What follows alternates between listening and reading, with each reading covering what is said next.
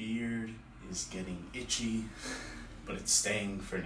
I'm probably going to shave it right after this video. I'm filming this by myself, by the way, so if there's anything that looks janky, that's the reason. The other day, I was browsing my conjoined Disney Plus and Hulu subscription, looking for something to watch to fill the ever-growing void of my dark, cold, empty college dorm. That's when I came across a movie that, from the thumbnail, looked very interesting. A sci-fi thriller directed this year called Sentinel, directed by one Stefano Milla. Letterboxd says it came out in March of this year, so I watched it. All 90 minutes of it. And now we have a video. I'm alive, by the way. I know I haven't posted in a while, but I am.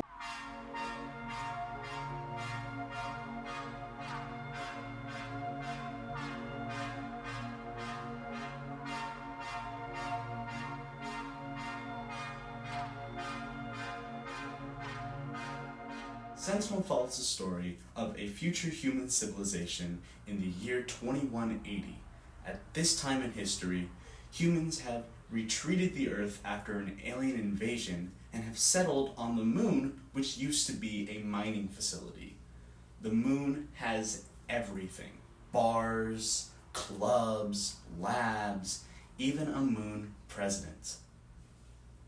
And some sex rooms. 3 soldiers, Robin, Damon, and Jared, are selected to go on a mission to travel back to Earth and fight the alien overlord that took over, known as the Sentinel. However, the moon president, which, by the way, addresses citizens as Lunarians, doesn't want them to complete the mission because he likes being president of the moon. So, the president rigs the ship that is flying back to Earth to explode.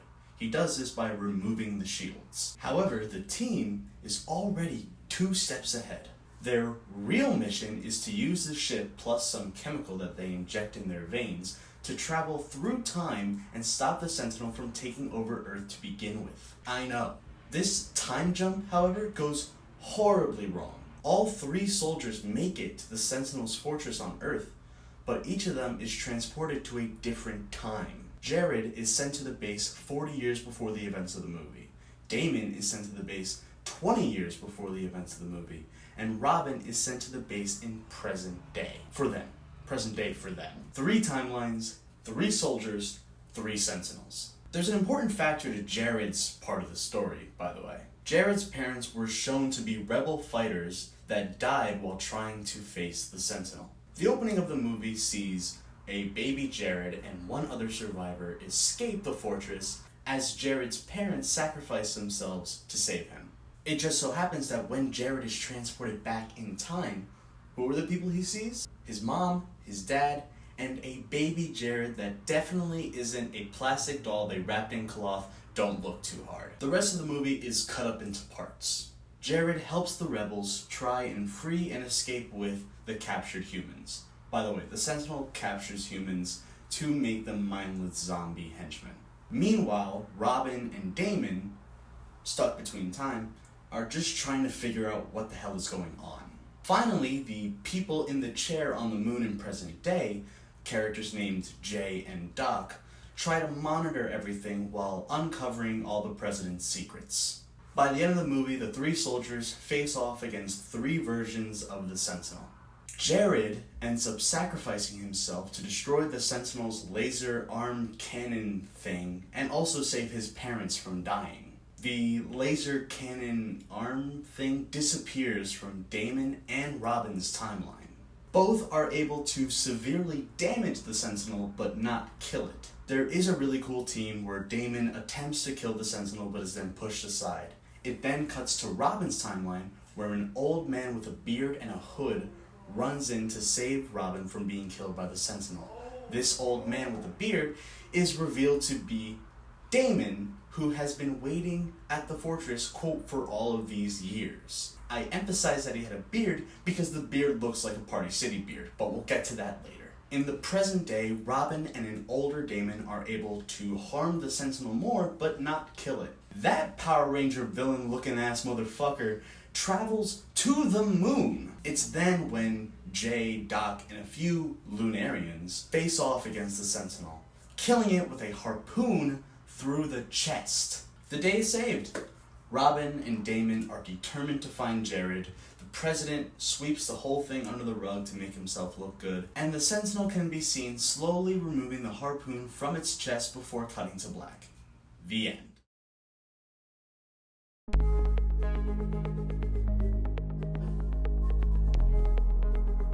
So after everything I just told you, and the fact that I'm making this video in the first place means this movie was a slam dunk, right? Wrong. Wrong. Wrong. You're such a fucking idiot. You're wrong. I didn't mean to call you an idiot. I'm sorry. If you've been picturing a blockbuster-style underground action, then I'm sorry to say that you have been led astray. Hey, I don't blame you. The poster looks like this. This looks like a bargain bin sci-fi novel that would be on the shelves of our grocery store next to the softcore smut novels your mom reads on the beach. No, this isn't just any sci-fi movie. It's a low-budget sci-fi movie. So remember everything I just mentioned about that plot. Space aliens, time travel, moon bases, zombies, and laser cannon arms. Now imagine all of that with some of the most hilarious looking VFX you have ever seen. You know, like the money that they probably give The Rock for being on set for like an hour? I like to imagine that that was the budget of this movie. While it does have a clever story and some engaging twists and turns, the amateur visual effects and interesting acting choices hold it back from being something truly stunning. I did say the story was clever, however there were some lines that took me out of it completely. Mainly, quoting here, "When I get my hands on you, I'm gonna hurt you like you stole something. Where are you, Jar Jar Binks?" And my personal favorite, "Welcome to the moon." Just glorious. That being said, I do think with a higher budget and some better direction, this could be a contender for a cult classic. Honestly, I think if more people saw it, it would be seen as enjoyable. I officially gave it a 2.5 on my Letterboxd, so that puts me at a 5 out of 10. Not horrible, but just short of good. I wish I could tell you more about this movie, but it all seems to be hidden.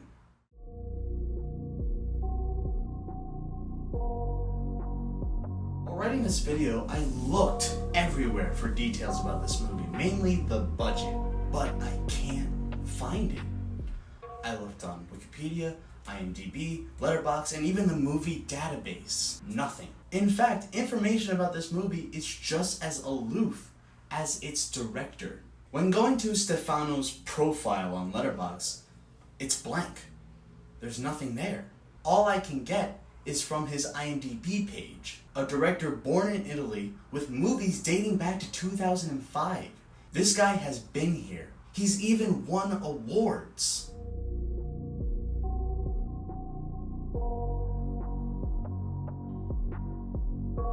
But that's not all I found. While researching, I found a movie he made that does not exist on Letterboxd. A movie that apparently came out this year. Lunar Lockdown. By the looks of it, I got excited because I thought it was a sequel to Sentinel. Only to watch the trailer and realize he just reused props and sets for a completely new movie. But who knows? Maybe I'll watch it and I'll find out that it's part of the Sentinel cinematic universe. Apparently, Lunar Lockdown is an ALLBLK original film. Upon further investigation, All Black is, what I'm assuming it's pronounced, is, quote, the first and best streaming service ever created for black TV and film. So that's great. So to recap, we have an Italian director making 2 low-budget sci-fi movies. One of them on Hulu, the other one on All Black. They apparently have nothing to do with each other despite sharing props, costumes, and sets. So, in an effort to stay on track, I looked up the writer of Sentinel. Enter Catherine Tomlinson. Or so I thought. 4 official writing credits, no headshot, no age, no place of birth. The trail has gone cold. Even the actors in the movie seem to be hidden. I mean, one of the actors' official headshot is this. What am I supposed to do with this? As much as this movie is hilarious in all the bad ways, and I only watched it because nothing else caught my eye, I'm glad I watched it. In fact, I can't be too hard on it because I found myself relating a bit.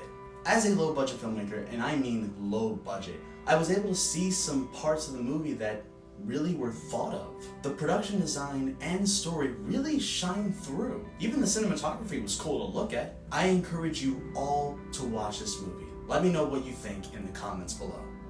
Oh, and if anyone from Sentinel, anyone on the production team or the actors, if anyone wants to reach out and tell me everything that happened with this movie, my DMs are open at Firework Films Official. Now it's time to hyperfixate and watch the rest of Stefano's filmography. Peace!